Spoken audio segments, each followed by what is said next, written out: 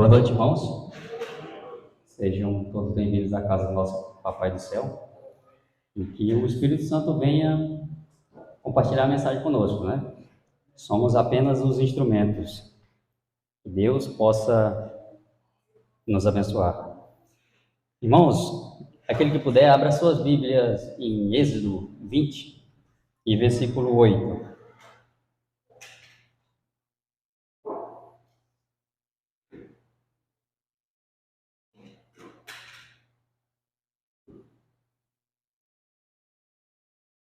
Quem quiser ler só o versículo 8, pode ficar à vontade.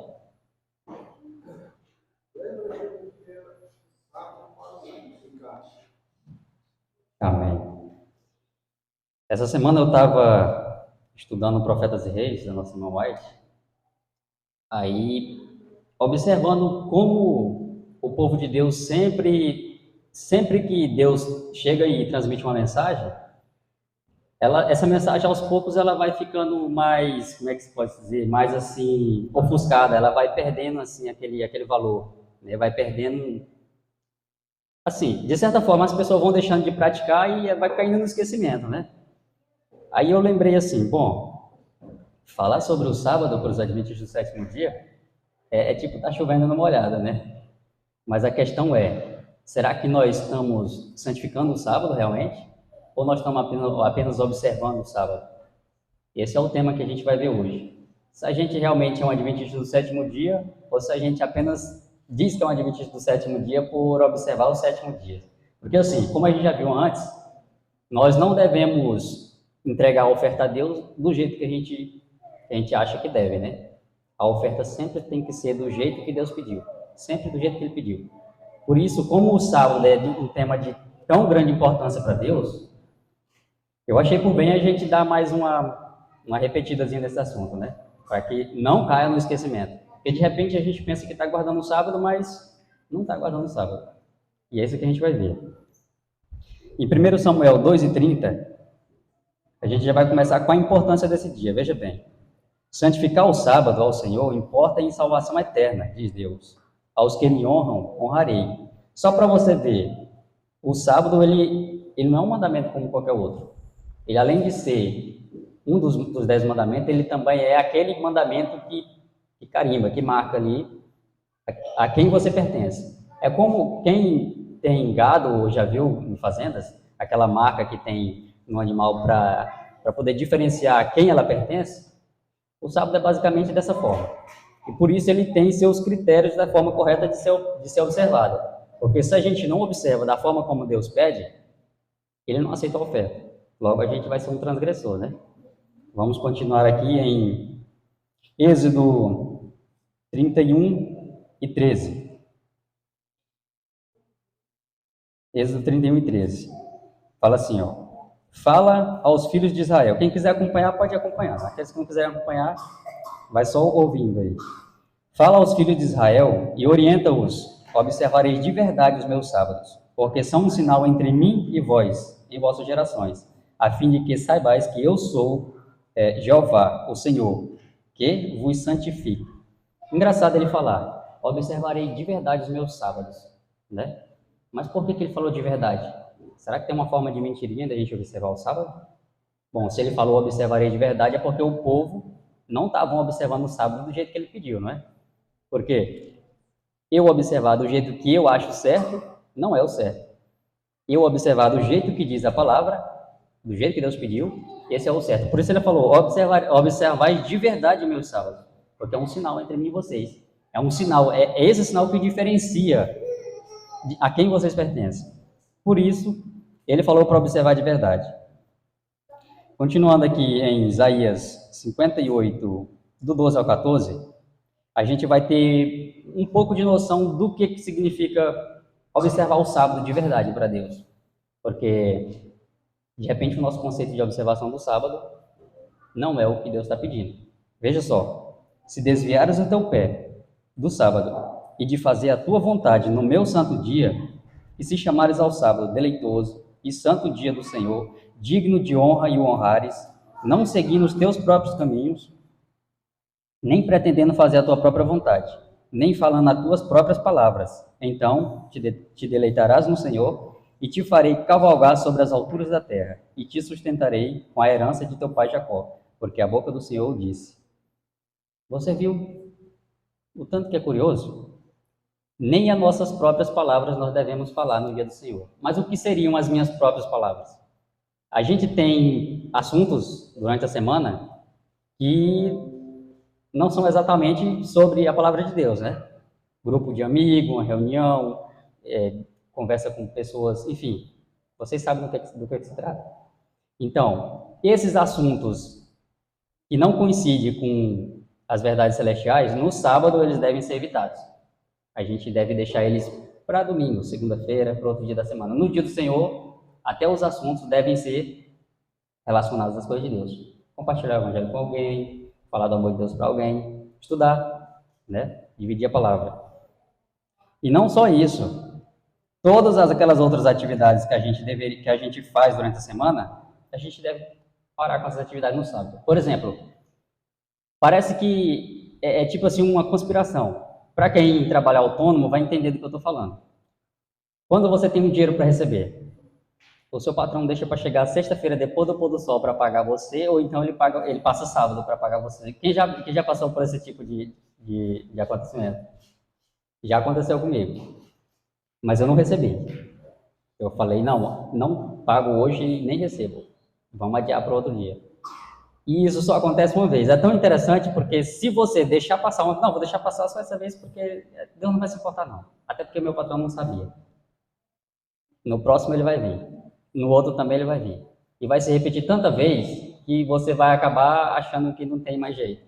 Então, da primeira vez que esse tipo de coisa acontece, você já corta logo. Não, hoje meu assunto é só com Deus. Não mexo, nem pago, nem recebo, nem compro, nem vendo. E existem exceções, né? Jesus disse que é lícito fazer o bem no sábado.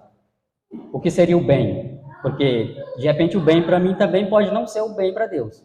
Mas o bem que Jesus falou é aquele bem que está em harmonia com a vontade de Deus.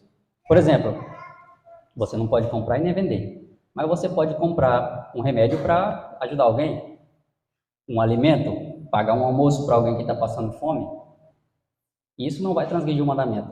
Porque você está fazendo uma bondade de acordo com o que Deus pede. Mas aquelas coisas que você pode comprar durante a semana para suprir suas necessidades, isso você não deve. Se fazer isso, você vai estar desonrando a Deus. Continuando aqui. Agora indo para o Espírito de Profecia. Testemunhos Seletos, volume 3, capítulo 2. Quem quiser conferir depois lá, é em Testemunhos Seletos. Volume 3. Assim como o sábado foi um sinal que distinguiu Israel quando saiu do Egito para entrar em Canaã, é também um sinal que deve distinguir o povo de Deus que sai do mundo para entrar no repouso celestial. Você viu também o tanto que é importante? Assim como foi o sinal que diferenciou o povo de Deus lá no Antigo Israel, vai ser o que vai diferenciar o povo. A gente sabe que está vindo aí um conflito adiante que vai justamente evidenciar o que a nossa irmã White falou. Vai acontecer que o povo de Deus é aquele povo que guarda o sábado. Vocês podem até achar, não, mas não vai ser só o povo que guarda o sábado, certamente. Não vai ser só o povo que guarda o sábado que vai entrar no reino de Deus. Mas o povo que conhece esse mandamento, esse povo vai ser distinguido pela guarda do sábado. Porque Deus, ele não tem por inocente, aliás, aquele que tem conhecimento da verdade, Deus não tem por inocente. Ele tem por inocente aquele que não tem conhecimento. Até porque ele fala que não leva em consideração o tempo de ignorância. Não é assim que ele fala? Ignorância quer dizer falta de conhecimento. Se a pessoa não tem conhecimento, ele não leva em conta. Mas se a pessoa tem conhecimento e não coloca isso como algo de grande importância, ele vai ser cobrado por isso. Continuando aqui. A gente não pode deixar de colocar, porque assim, a gente vê que todos os mandamentos eles são importantes. Claro, se você transgredir um deles, você é culpado dos outros, porque você se torna um transgressor da lei. Mas você não encontra um mandamento com maior evidência na Bíblia do que o sábado, como se ele fosse o mais importante de todos, né? Continuando aqui em Testemunhos Seletos, volume 3, fala assim: sempre que possível, os patrões deverão conceder aos empregados as horas que decorrem entre o meio-dia da sexta-feira e o começo do sábado. Dá-lhes tempo para a preparação, a fim de poderem saudar o dia do Senhor com sossego de espírito. Assim procedendo, não sofrerão nenhum prejuízo, nem mesmo quanto às coisas temporais. Isso aqui seria bom demais, né? Nós estamos numa fase em que se você corre o risco de perder até o emprego se você falar para o patrão que você quer a metade da sexta-feira para poder se preparar para o sábado. Ele já está querendo que a gente trabalhe sábado primeiro até meio-dia, imagine pedir a sexta-feira, né? Aqueles que acreditam que essa possibilidade é possível, principalmente os que são patrão, devem conceder, caso você não consiga conceder a metade da sexta-feira para a pessoa que trabalha com você, você pode conceder aí pelo menos umas 2 ou 3 horas a mais. Libera mais cedo, 4 horas, 3h30, para que a pessoa possa se preparar para saudar o sábado com cânticos, com hinos, com louvor e adoração, né? E aqueles que são funcionários, caso não consigam sair um pouco mais cedo para poder se preparar para o sábado, já toma isso como uma responsabilidade durante a semana toda. Você já, durante a segunda, terça, quarta e quinta-feira e sexta, você já vai eliminando todas as coisas que poderiam acumular no sábado para que na sexta-feira fique a menor quantidade possível de atividade para ser feita. Para que você não seja um transgressor do sábado, dizendo que guarda o sábado. A gente vai ver mais detalhes aqui na frente, como a gente pode transgredir o sábado, acreditando que está guardando o mandamento. Olha só, ainda em Testemunhos Celestes, volume 3, capítulo 2, na sexta-feira deverá ficar terminada a preparação para o sábado. Tende o cuidado de pôr toda a roupa em ordem e deixar cozido o que haver de cozer. Escovai os sapatos e tomai vosso banho. É possível deixar tudo preparado, se tomar isso como regra. O sábado não deve ser empregado em consertar roupas, cozer alimento, nem em divertimento ou quaisquer outras ocupações mundanas. Até passar a escova no sapato a gente não deve sábado. É uma transgressão. É algo que eu poderia ter feito antes, né? Ter feito na sexta-feira. Passar uma roupa? De jeito nenhum. Transgressão. Ah, mas eu vou só preparar um alimento aqui rapidinho. Você tem uma exceção. Se você tem filho pequeno. E depende que seja feito aquele alimento na hora. Mas se essa não for a sua exceção, você não deve. Observa que no deserto o maná caía só até sexta-feira. Não caía sábado. E o que ficava da sexta para sábado ainda era dito: não deixe para cozinhar sábado. Cozinhe na sexta-feira, assa o que tiver de assar. Sábado, você não deve. Se o maná não caía sábado e não era permitido que cozinhasse sábado, é porque isso transgrediu o mandamento. E nós não devemos acreditar que de lá para cá a santificação do sábado foi reduzida, né? É o mesmo sábado, a santificação é a mesma, até porque a lei moral ela continua com o mesmo peso, com a mesma autoridade pela eternidade. O que foi abolido foi a lei cerimonial. A lei moral continua com o mesmo peso, continua com a mesma santidade. E a gente não deve pensar que pelo fato, mas foi no antigo Israel, mas o sábado de hoje é o mesmo de Israel antigamente. Quem mudou foram as pessoas. Deus não mudou. Continuando aqui. Ciência do Bom Viver, página 216. Embora deva-se evitar cozinhar no sábado, não é necessário comer o alimento frio. No tempo frio, a comida preparada no dia anterior deve ser aquecida, e as refeições, embora simples, sejam saborosas e atrativas. Especialmente nas famílias em que há crianças, é bom aos sábados qualquer coisa que seja considerada como um prato especial, coisa que a família não tenha todos os dias. De repente você está ouvindo essa mensagem pela primeira vez. Aqueles que já são mais antigos, eles já conhecem essa mensagem, né? Mas o que acontece? Sábado, eu não devo cozinhar, mas não devo comer a comida fria também, né? Aí a gente pensa, mas não posso nem acender um foguinho, sábado não posso acender? Sim, você pode. Caso você esteja em local frio, ou o clima esteja frio, para não comer a comida fria, você pode aquecer. Você não deve cozinhar. Se você cozinhar, você já pode se considerar um transgressor do sábado. Já pode ir lá, Senhor, me perdoa que eu transgredi o teu sábado, foi sem querer. Mas, de propósito, não devemos. São coisas simples, parece simples. Mas se não for para a honra e glória de Deus, algo que está glorificando a Deus no santo dia que Ele separou para Ele, a gente se torna um transgressor. Olha só, mais um detalhe do que a gente não pode fazer no dia do Senhor. Em Testemunhos Seletos ainda, volume 3, capítulo 2. Esse capítulo foi interessante, eu peguei quase tudo de lá. Olha só, as mais preciosas verdades podem ser ouvidas sem serem apreciadas, por estar a mente obscurecida por um regime alimentar impróprio. Por comer demais aos sábados, muito tem contribuído mais do que imaginam para desonrar a Deus. Eu devo comer no sábado. Eu posso comer no sábado. Mas eu não devo comer muito e evitar, de preferência, alimentos que são de difícil digestão, como carne, queijo, milho e etc, e etc. Tem vários tipos de alimentos que são difíceis de digerir. Quando você come um alimento que é de difícil digestão, ele vai sobrecarregar o seu sistema digestivo. E quando o sistema digestivo está sobrecarregado, você ouve a mensagem, mas você não entende. Você não consegue se focar. A sua mente fica com uma neblina, uma névoa na sua mente, você não consegue. Você dá sono, você dorme. Inclusive, a nossa irmã White fala que dormir na casa de Deus é o mesmo que desonrá-lo.